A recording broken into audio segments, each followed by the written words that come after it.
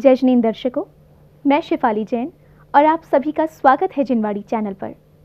दर्शकों, आज हम सभी पुनः एक बार लाभ उठाएंगे संत शिरोमणि आचार्य श्री विद्यासागर जी महाराज के परम प्रभावशाली शिष्य मुनि पुंगव श्री सुधा सागर जी महाराज के मुखार बिंद से प्रस्तुत भक्तामृत स्तोत्र अर्थ सहित का।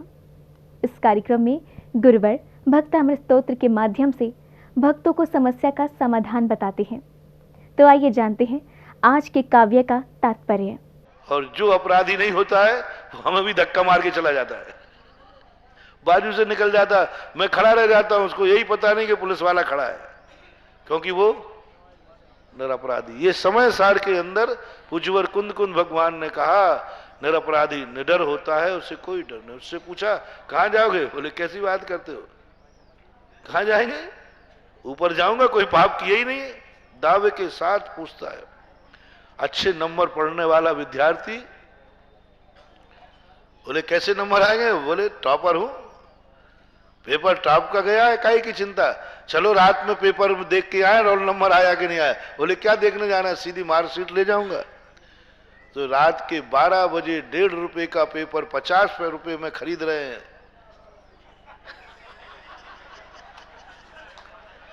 पेपर कितने का है? और रात के 12 बजे प्रेस पर 50 रुपया दे रहे। इसका अर्थ है कि नियम से पेपर बिगड़ा हुआ है। अच्छा पेपर जिनका जाता है वे 1.5 रुपए के पीछे 50 रुपए, वे तो पेपर ही नहीं पढ़ते हो, तो कहते यार नंबर कहां जाएगा, मैंने लिखा है। ऐसे ही अपने पुण्य पर विश्वास हो, मैंने कोई पाप नहीं किया, मैंने कोई अशुभ नहीं किया, मैंने कोई गलत कार्य नहीं किया। क्या विचार करना कि मेरी सदगति होगी कि दुर्गति? सदगति ही होगी। तो या तो आप इतने पुण्यात्मा बन जाओ। तरीका सिखा रहा हूं संकट से बचने के, क्योंकि अपने भक्तांबर में संकट मोचक श्लोक चल रहे हैं।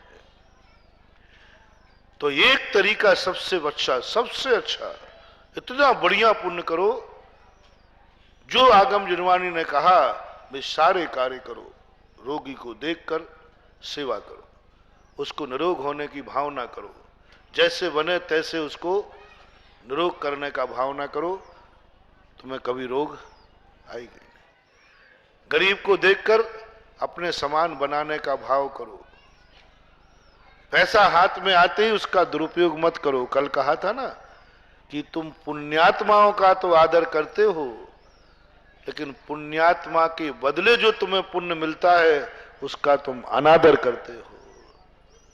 कल बहुत विस्तार से कहा था मैंने, जो तुम्हें मनुष्य पर्याय मिली, जैन कुल मिला, पुण्य से मिला कि पाप से, लेकिन उस कुल का कितना अनादर कर रहे हो।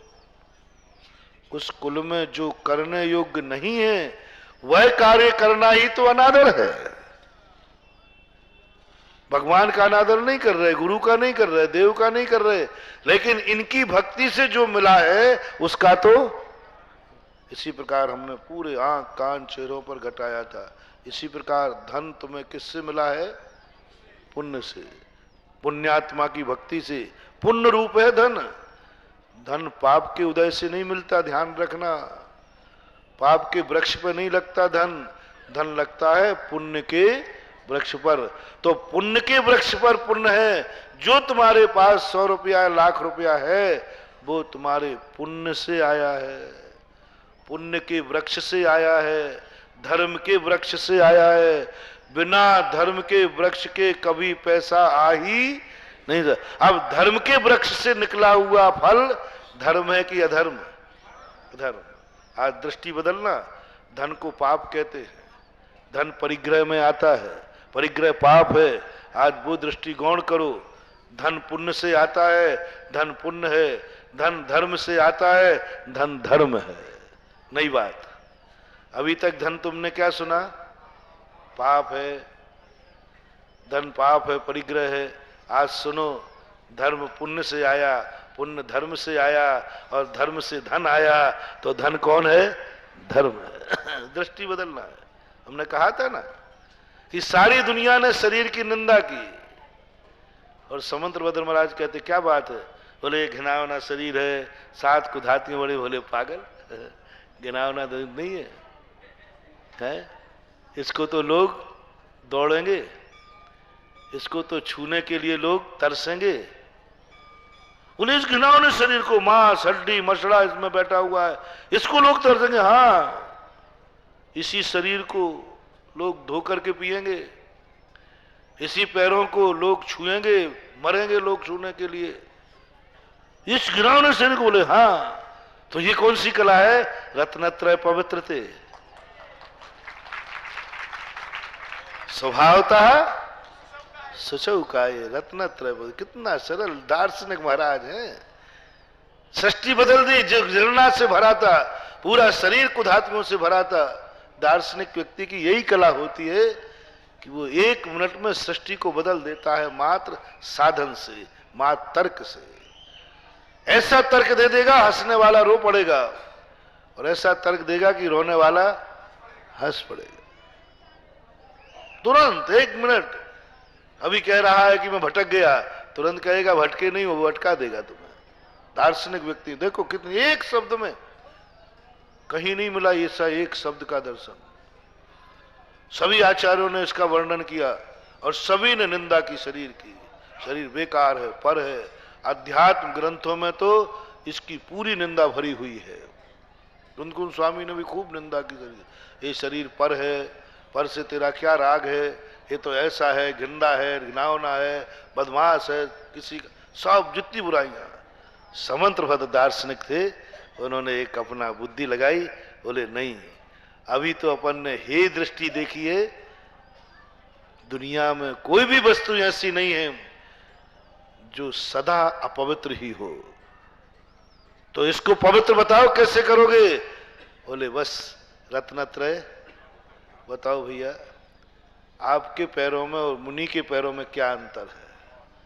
कल एक चाकू लाना तो, और मेरे पैर को भी थोड़ा काटना, लेकिन पहले तुम अपना भी काटना, नहीं तो मेरा काट भी देना।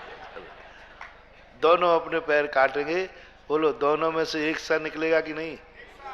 सब कुछ माल एक थे, तो फिर क्यों मरते हो? बस सब कुछ वही है, लेकिन रत्नत्रय आ गया तो कहते हो मुझे छूने मिल जाए तो जीवन धन्य हो जाए। एक घिनौने कुधातु से बने हुए शरीर को 12 भावना में क्या निंदा की? नव द्वार भय ज्ञानकारी, हसी दे करें के मैं यारी। शरीर का निर्माण ही कैसा हुआ? कितना घिनौना निर्माण है, कितना घिनौना निर्माण है। लेकिन ऐसी गंदी वस्तु में भी यदि रत्नत्रय स्थापित हो जाए, रत्नत्रय स्थापित हो जाए, तो इसी शरीर में रिद्धियां प्राप्त हो जाती है। कल शाम को मैं रिद्धियां पढ़ रहा था भक्तांबर के समय। ध्यान रखना, ये साधारण आरती नहीं हो रही है। इसको मात्र वो आरती मत समझो नजर उतारने की, इसकी वो आरती मत समझो जो घोड़ा पे दूल्हा राजा की उतारती हो। इसको वो आरती मत समझो जो बच्चे की नजराना उतारती हो। ये आरती वो है जहां एक एक दीप पर एक एक रिद्धि को निमित्त बनाकर स्थापित करके और भगवान के सामने प्रार्थना की जा रही है। क्या रिद्धियां बताई, देख के चकित रह गया। ऐसे भी कोई महाराज है, ऐसी शक्ति प्रकट हो गई जिनके शरीर में पसीना आ गया, पसीना औषधि बन गई। पसीना पहाड़ पे गिर जाए सोना बन जाए। कफ थूक देवे 12 योजन की बीमारी दूर हो जाए। महाराज बताओ, थूक तो वैसे ही गंदा है। 12 योजन की बीमारी दूर हो जाए यदि मुनिराज थूक देवे तो। मल आदि के लिए कहा, ऐसे पसीना के लिए कहा उन्होंने। ये सब क्या है? यानी जिनका रोम रोम औषधि बन रहा है, जिनके रोम रोम में ऐसी शक्तियां आ गई, रोम रोम में शक्ति आ गई। कैसी तपस्या, कैसे गुण, कैसी करुणा उनमें आई होगी कि आज उनका रोम रोम औषधि बन गया। हमारे शास्त्रों में एक आता है उदाहरण अनंग सिरा का। अनंग सिरा के शरीर में ऐसी कि उसके शरीर के पानी का स्पर्श किसी जहरीले सांप काटे हुए उपला दो, ठीक हो जाता है, शक्तियां निकल जाती है, महाशक्तियां निकल जाती है। ऐसी शक्ति। अब ऐसी शक्ति क्यों प्रकट हो गई, कैसे हो गई? कुछ नहीं, पूर्व भव में वह एक अजगर के बीच में 3000 वर्ष तक जंगलों में रही। अंत में अजगर ने खाने लगा, अजगर लील गया। उसी समय ढूंढते हुए उसके परिवार के सदस्य आए और अजगर को मारने लगे। कन्या कहती है मत मारो। बोले क्यों, तुझे खा रहा है? बोले नहीं, मैं बचने वाली नहीं हूं, मुझे शरीर में जहर चढ़ चुका है, अब मैं बचूंगी नहीं। इसलिए जब मुझे मरना निश्चित है तो एक सांप की हत्या का पाप क्यों लेते हो? देखो परिणाम सोचो। मरते समय व्यक्ति को अपनी चिंता नहीं है, किसकी चिंता हो रही है? अरे बोलो बताओ बचाओ बचाओ, चिल्ला सकती थी, नहीं मत मारो। अपनी चिंता नहीं मरने की, सांप को मत मारो, एक जीव की हत्या मत करो, मैं बचा लूंगा तुम्हें। बोले नहीं, तुम बचा भी लोगे तो मैंने अन्न जल का त्याग कर दिया है। जैसे ही सर्प ने मुझे लीला तैसे ही मैंने अन्न जल का त्याग कर दिया, क्षेत्र न्यास ले लिया, मैं यहां से बाहर जाऊंगी नहीं। इसलिए आप सांप को मत मारो, एक हत्या मत करो। कर्म कहता है ऐसे भी जीव हैं जिनके शरीर में जहर चल रहा है, अजगर लील रहा है, उसके बावजूद भी दुश्मन को, अजगर को बचाने का भाव, जो उसका सर्वनाश कर रहा है। सर्वनाश कर रहा है कि नहीं? सारा शरीर नाश कर दिया उसका, उसको बचाने का भाव आया। कर्म कहता जा, इस समय तो तेरे शरीर में जहर चढ़ा और जहर देने वाले को भी तू बचाने का भाव कर रही है। अगले भाव में तेरा सारा शरीर अमृतमय होगा, जो छू लेगा उसकी बीमारी दूर हो जाएगी। जैन दर्शन के अनुसार लक्ष्मण की जो शक्ति वैष्णव दर्शन में संजीवनी बूटी से निकली, जैन दर्शन में इसी कन्या के प्रभाव से निकली। वो वहां जैसे पास गई शक्ति दूर भाग गई। दोनों मत में अंतर है, लेकिन कहने का अभिप्राय ऐसी शक्तियां भी होती हैं कि शरीर के अंदर, उसके शरीर का जल, मैंने खुद महाराष्ट्र के अंदर जब मैं गया, कारंजा में एक मंदिर है, वहां एक गरुण मणि की नाम की मूर्ति रखी है, बहुत छोटी सी गरुण, उसके ऊपर से जल अभिषेक होता है, जब कोई सांप काटता तभी होता है, और वो जहर, वो पानी पिला देते उसका जहर उतर जाता है। मेरे जाने के 2-3 दिन पहले ही एक व्यक्ति को बहुत काले कोबरा ने काट लिया, डॉक्टरों ने मना कर दिया, और वो अंत में आए, उस मूर्ति का अभिषेक किया, वहाँ जो पंडित जी वगैरह रहते हैं, और अभिषेक करके और उसको पिला दिया, वो ठीक हो गया। उसने उस मूर्ति के लिए सोने के सिंहासन भेंट किए, वो सिंहासन भी मैं देख के आया। बहुत तो रहता है शरीर में ऐसी, गरुण मणि में ही ऐसी कला है, भली वो एक इंद्री है तो शरीर में आ जाता है। ऐसी महाराज उसी तपस्या करते हैं कि ये शरीर कफ मल नहीं रहा, कफ औषधि बन गया, पसीना मल नहीं रहा, पसीना औषधि बन गया, मल मूत्र मल नहीं रहे, औषधि बन गए। 6 रिद्धियां या 8 रिद्धियां हैं औषधि की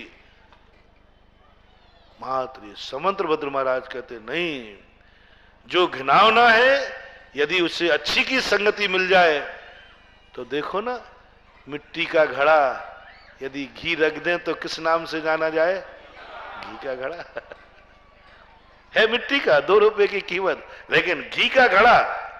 इसी प्रकार रत्नत्रय आ गया, रत्नत्रयधारी का शरीर महान हो जाता है। इसलिए अपने जीवन में ऐसे कार्य करो कि हम जिसे छुए वो पवित्र हो जाए, जो हमें छुए वो भी पवित्र हो जाए। ऐसा काम फर्स्ट एंड फर्स्ट, जो हमारे सामने आ जाए वो भी शांत हो जाए, और हम दूसरे के सामने चले जाए तो भी वो शांत हो जाए।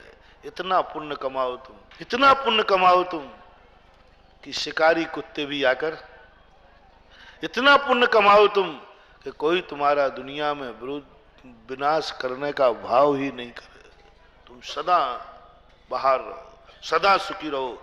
कल भी सुखी थे, आज भी सुखी हो, और कल भी सुखी बर है। कला है वहां दृष्टि बदलना है, सोच बदलना है अपना, और सोच के साथ वो गुण अपने अंदर प्रकट करो जो हमें श्रावक के योग्य बताया है। हम उससे एक लीक भी इधर उधर नहीं चलेंगे। 24 घंटे की चर्या जिनवाणी के अनुसार बनाओ। हम लोगों ने तो बना ली, और हम लोगों को तो हम नहीं बना पाए तो तुम नहीं बिगाड़ने दोगे। महाराज देखो सीधे सीधे चलो। कैसे मुनि महाराज जो आगम में लिखा वैसे ही चलना, गड़बड़ मत करना। हम थोड़ी सी गड़बड़ करें तो तुम कहते महाराज जी देखो ये आगम के अनुसार चर्या ठीक नहीं है। तो मुनि लोग तो आज फिर भी 75% 60% मुनि अपनी जिंदगी आगम के अनुसार बना ली। जैसा जिनवाणी ने कहा वैसा करते हैं। लेकिन तुम्हारे क्या हाल चाल है? एक नहीं उठा हाथ, कल उठवाया था ना, एक नहीं उठा। हमारे यहाँ तो अभी परसेंटेज है। हमारी जाति में तो अभी है, धंधा मत करना। हमारी जाति में अभी परसेंटेज है। मुनि आगम के अनुसार चर्या करने वाले आज हैं, और अभी 18,000 वर्ष तक रहे। आगम के अनुसार जैसा कहा भली जघन रूप में पालें, भली जघन रूप में पालें, लेकिन आगम की आज्ञा का पालन करेंगे। और वो जघन भी आगम ने आज्ञा दी। तो हम मंदिरों में अपनी इच्छा से नहीं आए हैं।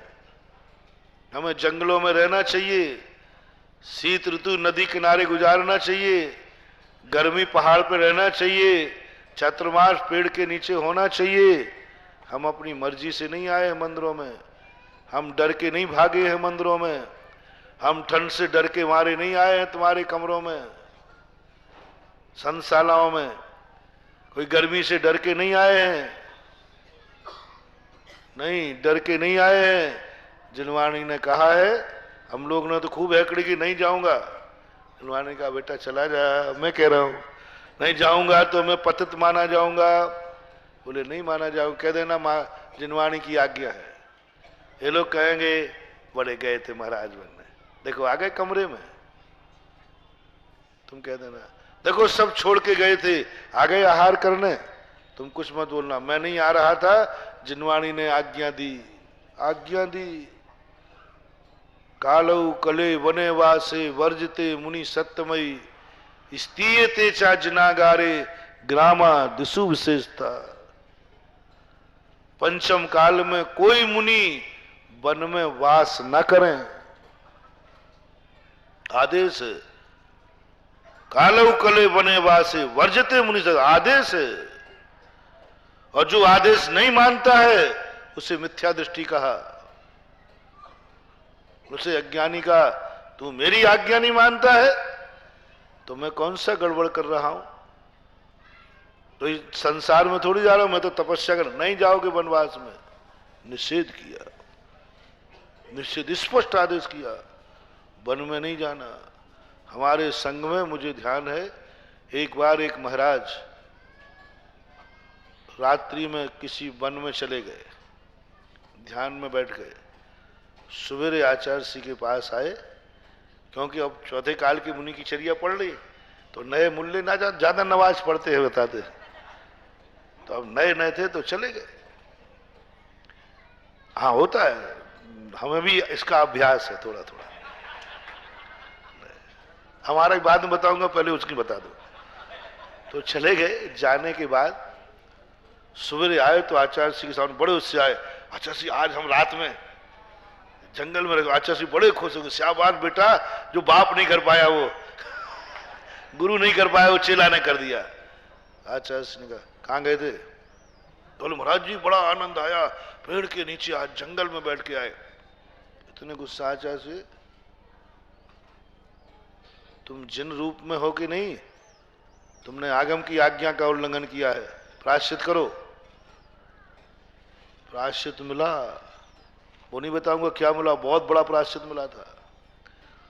बोले तुमने ये एक मुनि की हत्या करने का षड्यंत्र रचा है।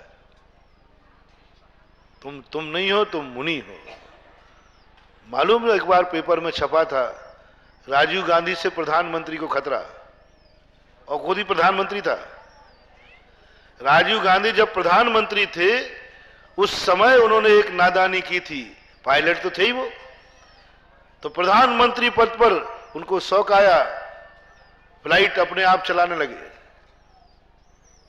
अब डगमगा गया। तो उसमें आया था राजीव गांधी से प्रधानमंत्री को खतरा। अब राजीव गांधी कितना भी पायलट क्यों ना हो, कितना भी ड्राइवर क्यों ना हो, कानून में है राष्ट्रपति गाड़ी नहीं चलाएगा, नहीं चला सकता। कितना भी बड़ा क्यों ना हो, राष्ट्रपति बंदूक नहीं रख सकता, प्रधानमंत्री बंदूक नहीं रख सकता, बंदूकधारी रख सकता है। बंदूकधारी रखना और बंदूक रखना कानून में है। आप कुछ भी करो, तुम कुछ नहीं कर सकते बंदूकधारी का। तुम बंदूक नहीं चलाओगे, तुम बंदूक नहीं रखोगे। रखते हैं क्या? नहीं रखते। क्यों? अपनी सुरक्षा करने के लिए। क्या वादा? नहीं। आप इतने बड़े पद पर हैं, आपकी सुरक्षा दुनिया करेगी, तुम्हें खुद करने की जरूरत नहीं है। तुम प्रधानमंत्री पद पर हो, तुम चला के जानते हो तो भी तुम चला नहीं सकते, कानूनन अपराध है। और चलाया है तो तुम्हें नोटिस बताना पड़ेगा क्यों चलाया। पूछा गया, कोर्ट ने पूछा और क्षमा मांगना पड़ी उनको कि नहीं, मैंने इस पद का गरिमा खोई है। इसी प्रकार मुनि पद पर, ये मुनि पद मुनि का नहीं है, ये मुनि पद मुनि की आत्मा का नहीं है, ये मुनि पद साक्षात जिनेंद्र देव का है, जिस पर सारी दुनिया का अधिकार है। और जन्म लेने के बाद भी तुम्हारा जीवन तुम्हारे हाथ में नहीं है। तुम जन्म सकते हो लेकिन मर नहीं सकते। तुम खुद नहीं मर सकते। क्यों? मैं जीवन हूं, मरना चाहूं मरो, नहीं मर सकते। जन्म लेने के बाद तुम दुनिया के हो, तुम्हारे पर दुनिया की योग्यता है, प्रायश्चित मिला। शुरू में अब अपनी बता दो, वही वाली बात, नए मुल्ले ज्यादा नमाज पढ़ते हैं। तो हम लोगों ने थोड़ा गर्मी का परिचय पढ़ा, सन 1980 की घटना है। गर्मी का परिचय पढ़ा, कैसे मुनिराज पहाड़ के ऊपर रहते थे, शिला के ऊपर बैठे थे। तो हम लोगों में जाकर अपन कोई कम थोड़ी है। तो 48 टेम्परेचर, 47-48 टेम्परेचर था, और वह छत पे जाके सामायिक करते थे, दोपहर की, रात की नहीं, 12 बजे की सामायिक। कुछ दिन चलती रही। अब आचार्य को मालूम नहीं चलने देना है, क्योंकि आचार्य मना कर देंगे। हम लोग जानते थे आचार्य मना करेंगे क्योंकि तू बीमार हो जाएगा, ये हो जाएगा, तो छुप करके करने की बात आई। गंदे बच्चे गंदी बातें बड़ों से छुपा के करते हैं, अच्छे बच्चे अच्छी बातें छुपा के करते हैं। यही तो अंतर है। अच्छे बच्चे अच्छी बात हो। हम लोग 2 महाराज थे, दोनों लोग छत पे बैठ करते। और कब करते थे? जब आचार्य सामायिक में बैठ गए। अब आचार्य उठेंगे नहीं और हम लोग जाके बैठ जाते। चोर कितने भी सावधानी करे, कुछ ना कुछ तो कभी ना कभी चूक। एक दिन क्या हुआ कि आचार्य अंदर बैठे किसी पंडित जी से बात करे, तो हम लोगों ने समझ लिया कि बार बंद है, इसका आचार्य बैठ गए, और हम लोग बस आवृत करके बैठ ही रहते। इतने में आचार्य लघु शंका आ गए। बोले यहां क्या हो रहा है? आवृत कर चुके थे। कुछ नहीं, कुछ तो आवृत कर रहे हो, क्या बात है, कब से बैठ रहे हो? आचार्य आ जाओ, कम हियर। बुलाया, बोले क्या कर रहे थे? सामायिक कर रहा था। तो हम लोगों ने सोचा शाबाशी मिलेगी। आचार्य ने कहा यदि करने की आगम में आज्ञा होती तो हम नहीं करते। पर उन्होंने समझाया, देखो कुछ धर्म ऐसे हैं जो शक्ति के अनुसार किए जाते हैं। ऐसी स्थिति में यदि तुम्हारे लिए पित्त बढ़ गया, क्या समाधि लेने की स्थिति है?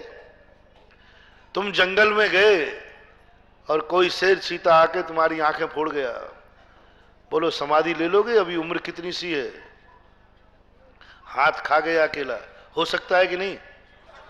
फिर समाधि लेने की स्थिति है, उम्र कितनी है, क्लेश के साथ मरोगे। वो समाज शक्ति नहीं है जो सुकौशल मुनि में थी कि श्याल नहीं खाती रही और वो ध्यान में बैठे रहे। शक्ति की हीनता है। यदि ये हो जाता तो या तो समाधि लेना पड़ती या फिर मुनि पद छोड़ना पड़ता। इसका प्रायश्चित है।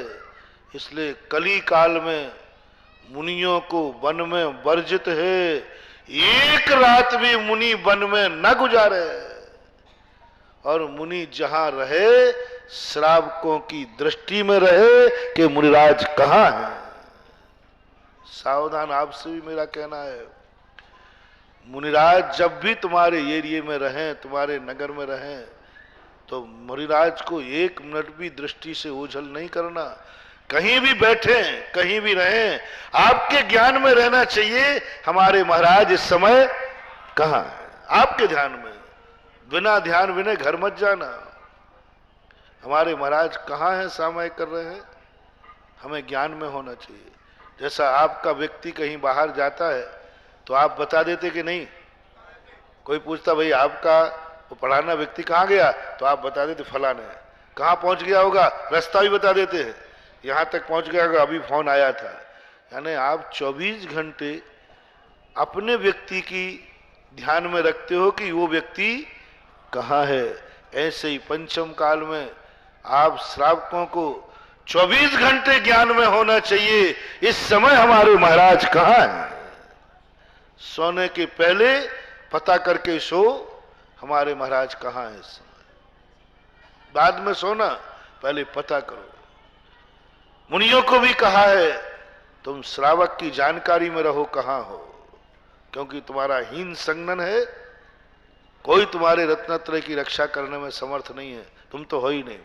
और दूसरी बात, वन में तो जाना ही नहीं, एक रात को भी नहीं जाना। जो जाते हैं, आप कहो कई लोग जा रहे हैं, ये गुरु की आज्ञा के खिलाफ है, आगम की आज्ञा के खिलाफ है, मात ख्याति पूजा लाभ के लिए जा रहे हैं। जंगलों में नहीं जा रहे, जंगलों की झूठी वीडियो कैसेट बनवा करके और अपने ख्याति पूजा लाभ उड़ा रहे, झूठे हिरणों से चटवावे, झूठा सब पाखंड है, के विरुद्ध है, खिलाफ है। पंचम काल का कोई भी गुरु अपने शिष्य को आगम विरुद्ध आज्ञा, आगम विरुद्ध है, बिल्कुल आगम विरुद्ध है। चाहे हमारे संघ के साधु हो, चाहे किसी के संघ के साधु हो, दिगंबर साधु तो मूलाचार तो सबके लिए एक सही है। कोई भी संघ हो, सबके लिए आदेश निषेध है। प्रायश्चित देते हैं गुरु, एक दिन के जाने पर प्रायश्चित देते हैं। अब कोई स्वच्छंद होकर ख्याति पूजा लाभ के लिए चैनलों पर टीवी छाने के लिए जावे तो जावे। अरे वे मुनिराज कहाँ है शक्ति, जहां वन में रहकर ध्यान करते थे। इसलिए तुम भी बातों में मत आना। पंचम काल में जो साधु जंगलों में रहे, समझ लेना वो खोटा साधु चोखा हो ही नहीं सकता, क्योंकि आगम की आज्ञा के विरुद्ध है। बोलो, आगम की आज्ञा का मानना अच्छा है कि नहीं मानना? क्या सहमति है? आगम में स्पष्ट लिखा है श्लोक, कालऊ कले वासे वर्जते कालऊ कले बने वासे। इस कलिकाल में वन में वास वर्जित है। कालऊ कले बने वासे वर्जिते, वर्जिते का अर्थ क्या है? मुनि सत्यमयी, सच्चे साधुओं ने यह आदेश दिया है गुरुओं ने। फिर कहां रहे? स्तीयते चा जिनागारे ग्रामा दिशु विशेषता। कहां रहे? ग्रामों में, यानी शून्यागार, धर्मशाला। जिनागारे, जिनागार यानी जिनेन्द्र भगवान के मंदिर में। ग्रामा दिशु विशेषता, ये 2-3 स्थान हम साधुओं के लेने के लिए आगम में कहे हैं, वन में आदेश नहीं दिया। अब आप जबरदस्ती भेजो महाराज वन में जाओ, तो बताओ हम तुम्हारी बात माने कि आगम की? तो तुम भेजोगे तो नहीं जाऊंगे, करो क्या करना। तो महाराज आपको साधुओं को वन में रहना चाहिए कायदा से, वन में, नहीं तो वो अर्धन शाखा सन्नाटा वन में वनचारी, ये मुनि की वर्णन है, लेकिन काल के अनुसार नहीं। आप भेजो भी तो सच्चा मुनि वन में नहीं जाएगा, क्योंकि जिनवाणी की आज्ञा का पालन करेगा।